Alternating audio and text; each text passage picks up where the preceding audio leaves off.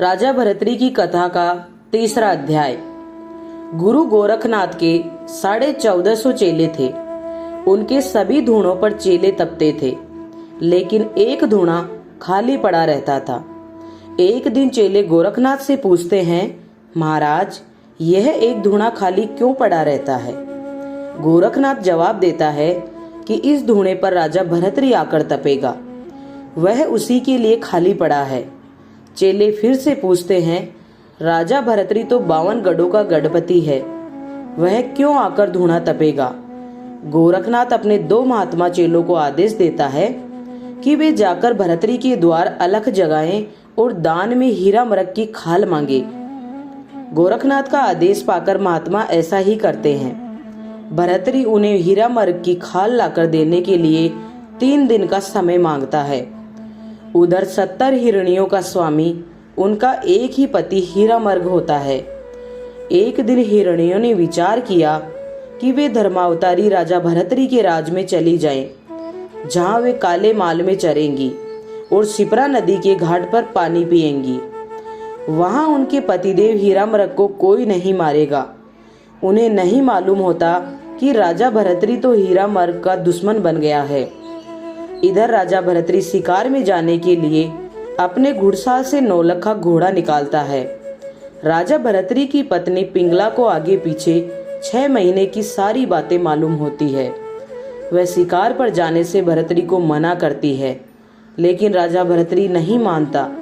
वह पिंगला से कहता है कि वह शिकार खेलने जाने के लिए तन के 5 कपड़े और उसका भाला दे दे।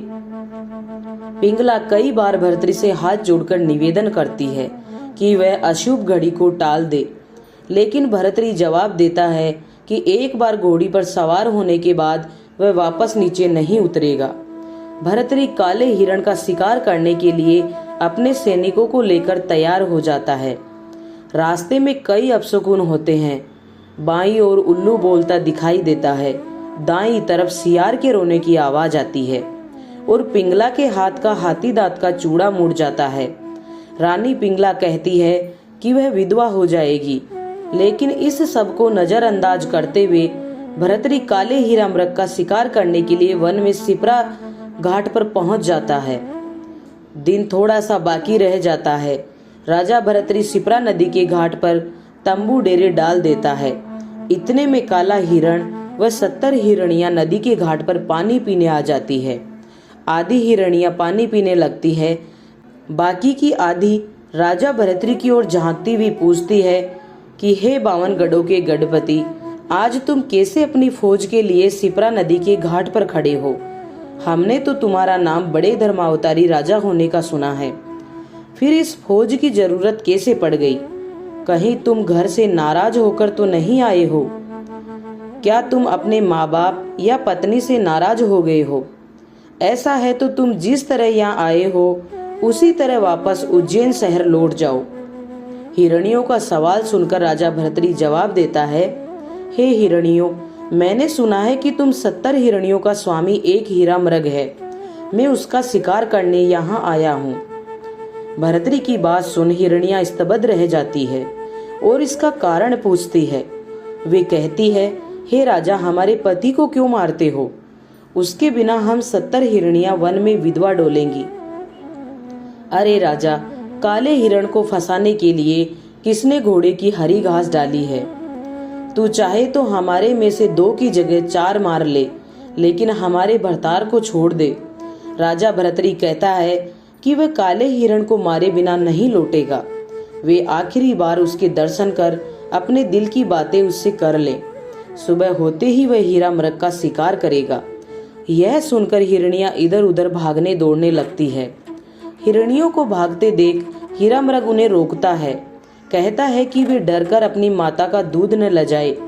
हीरामृग भर्तृ से कहता है, जिस प्रकार तुम पिंगला के पति हो, उसी प्रकार मैं भी 70 हिरणियों का पति हूँ।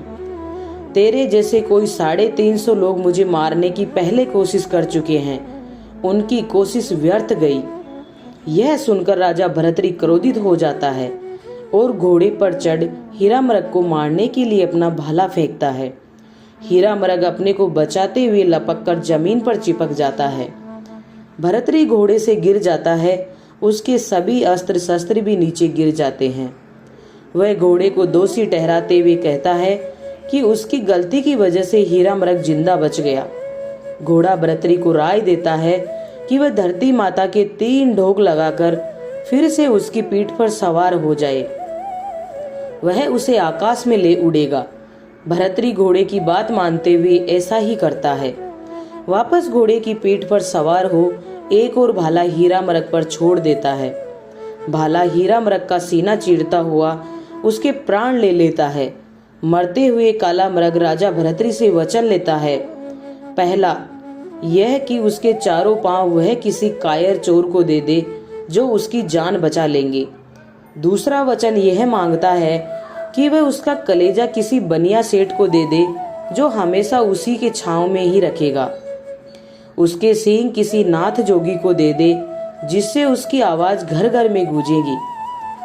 उसकी आंखें किसी चंचल नारी को दे दे जो हमेशा उन्हें पर्दे में रखेंगी। और 5वां वचन यह मांगता है कि उसकी खाल बाबा गुरु गोरखनाथ को दे दे जिससे उसको मोक्ष की प्राप्ति होगी। राजा भर्तरी से ये वचन लेकर हीरामृग शिप्रा नदी के किनारे अपने प्राण त्याग देता है। भर्तरी हीरामृग को घोड़े की पीठ पर लादकर उज्जैन शहर की ओर लौट जाता है। रास्ते में 70 हिरनियां उसे चारों ओर से घेर लेती है। जैसे सावन भादों में बादल गरजते हैं उसी प्रकार हिरनियों की आंखों में आंसू नहीं थमते। वे भर्तरी से कहने लगती है, राजा तुम हमारे दुश्मन निकले, हम सबको तुमने विधवा बना दिया है, हमारे जीवन में अंधेरा कर दिया है। बदले में मृग भर्तरी को श्राप देता है कि वह भी अब अपनी पत्नी का साथ छोड़ जोगी बन जाएगा। उधर बाबा गुरु गोरखनाथ की धूनी भी थर्रा जाती है। हिरनियों को रोता देखकर भर्तरी उज्जैन शहर की ओर चल देता है। रास्ते में बाबा गोरखनाथ धूना लगाए बैठा मिलता है। गोरखनाथ को देख भर्तरी सोचता है कि वह काले हिरण की इच्छा अनुसार उसकी खाल गोरखनाथ को भेंट करने से उसके पापों का बोझ कम हो जाएगा। भर्तरी के घोड़े पर मृत हिरण देख गोरखनाथ उसे डांटते हुए कहता है, ओ पापी, तू जंगल से यह क्या पाप कमा लाया? 70 हिरणियों के पति को मारकर तूने घोर पाप किया है।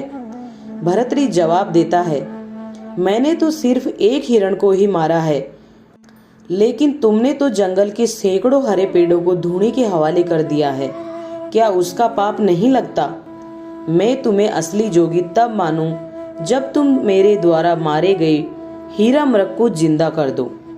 भर्तरी की बात सुन गोरखनाथ उससे पूछता है कि अगर वह हीरामृग को जिंदा कर दे तो बदले में उसे क्या देगा? भर्तरी कहता है कि गोरखनाथ ने अगर ऐसा चमत्कार कर दिया तो वह उसका चेला बन जाएगा। वह जिंदगी भर उस घने जंगल में उसकी सेवा करेगा। भर्तरी काले हिरण को घोड़े से उतार लेता है। गोरखनाथ ने जैसे ही नाद बजाया और अमृत जल के छींटे दिए वैसे ही हिरण जिंदा हो गया। बाबा गोरखनाथ का ये चमत्कार देख भर्तरी विचार करता है कि यह ज्ञान तो उसे भी सीखना है, जिससे कि उज्जैन शहर में किसी को ऐसा ही कुछ हो जाए तो वह भी उसे जिंदा कर सके। भर्तरी गोरखनाथ के समक्ष अपनी इच्छा जाहिर कर देता है और निवेदन करता है कि वह उसे जल्दी से अपना चेला बना ले। गोरखनाथ भर्तरी की पहली परीक्षा लेते हुए कहता है कि अगर वह अपनी रानी पिंगला को बहन कहकर भिक्षा ले आए तो वह उसे अपना चेला स्वीकार कर लेगा। भर्तरी अपने नौलखे घोड़े और अस्त्र शस्त्रों को जंगल में त्याग भगवा कपड़े धारण कर लेता है। गले में माला पहने नाद बजाते हुए वह भिक्षा मांगने के लिए निकल जाता है और पिंगला के पास आकर कहता है कि वह अब जोगी हो गया है। पिंगला को माता बहन संबोधित करते हुए कहता है कि वह उसे भिक्षा दे दे। उसे तो अब बाबा गोरखनाथ के पास भक्ति करनी है। भर्तरी की ऐसी बात सुनकर पिंगला का दिल टूट जाता है और वह फूट फूट कर रोने लगती है। पूछती है कि ऐसा उल्टा ज्ञान उसे किसने दे दिया है। अगर उसे ऐसा पहले से पता होता तो वह भर्तरी से कभी विवाह नहीं करती।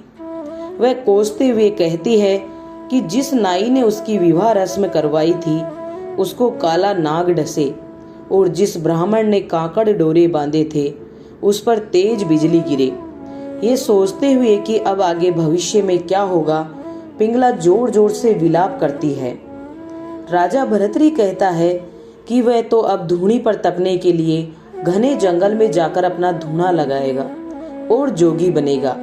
वह पिंगला से कहता है कि वह विक्रमादित्य को राज संभला देगा जो उसका ख्याल रखेगा, लेकिन रानी इसके लिए राजी नहीं होती। कहती है कि वह उसे गलत बोलेगा। भर्तृहरि कहता है कि ऐसा है तो वह अपनी बहन के 5 पुत्रों में से किसी एक को राजा बना ले। पिंगला कहती है कि वह कब तक लोगों के बोल झेलेगी कि खुद का कोई पुत्र न होने की वजह से पराये पुत्र को राजगद्दी पर बिठा दिया। पिंगला भर्तृहरि से निवेदन करती है कि वह उसे भी अपने साथ जोगनिया बनाकर ले चले। उसके तो अभी दूध के दांत भी नहीं गिरे हैं, वह अपना बचा हुआ जीवन कैसे काटेगी।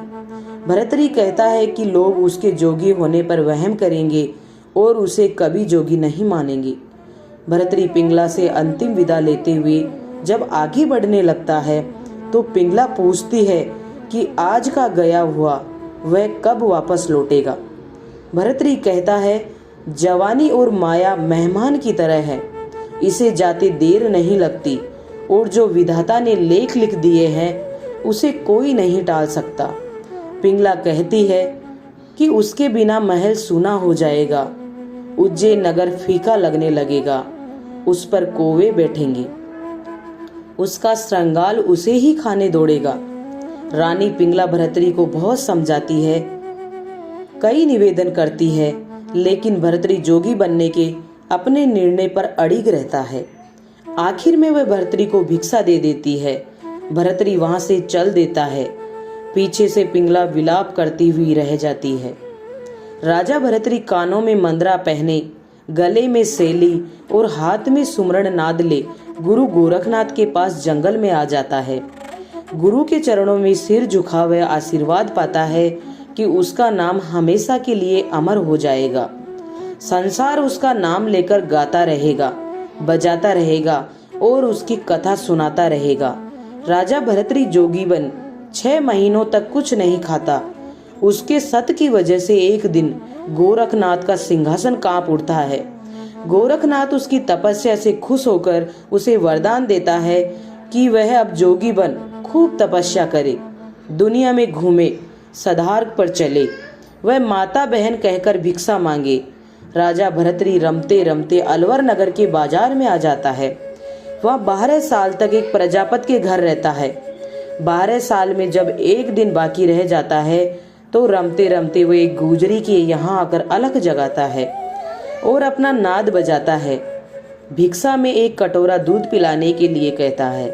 गुजरी जवाब देती है कि उसका घर चलते रास्ते के पास है, वहाँ लाखों लोग आते जाते रहते हैं, इस तरह वह किस किस को दूध पिलाएगी। उसके पास दूध तो नहीं है, लेकिन 2 दिन पहले की छाछ जरूर पड़ी है, जिसे वह जितना चाहे पी सकता है। दूध तो वह अपने हाड़ी को ही देगी जो दिन रात उसके खेतों पर काम करता है। भर्तृहरि गुजरी से नाराज होकर आगे चल देता है और गूलर के पेड़ के नीचे आकर धूनी लगा लेता है। अपने झोली झंडे पेड़ पर टांग देता है। नाराज भर्तृहरि भेरू को बुलाकर गुजरी की गायों को चमका देता है, जो खूंटे तोड़कर पहाड़ी में चली जाती है। गुजरी की गायें भैंसों के थनों में कीले पड़ जाती है। वे खल काकड़े खाना छोड़ देती है, उसके बेल भी खाना खाना छोड़ देते हैं। गुजरी को अपनी गलती का एहसास होता है और वह भर्तृहरि को ढूंढने जंगल की ओर निकल जाता है। तेज बारिश में भीजती गुजरी भर्तृहरि को चारों तरफ ढूंढती फिरती है। रास्ते में उसे गवाले मिलते हैं, जिनसे वह भर्तृहरि का ठिकाना पूछती है। आखिर में गुजरी भर्तृहरि को ढूंढ लेती है और उसके चरणों में ढोक लगाती हुई अपनी गलती के लिए क्षमा मांगती है और वचन देती है कि वह हर भादवा की छठ साते को उसका मेला भरवाएगी। वह अष्टमी के दिन रसोई कर भोग लगाएगी। यह परंपरा आज भी जारी है। अलवर में गुजरी के परिवार के लोग ही भर्तृहरि का जागरण करवाते हैं और उन्हीं का सबसे पहले भोग लगता है। अगर आपको हमारा ये वीडियो पसंद आया है तो प्लीज इसे लाइक करें और अपने दोस्तों के साथ शेयर करें। साथ ही हमारे YouTube चैनल को सब्सक्राइब करना ना भूलें। मिलती हूँ ऐसी ही एक कहानी के साथ, तब तक अपना ख्याल रखिए। धन्यवाद।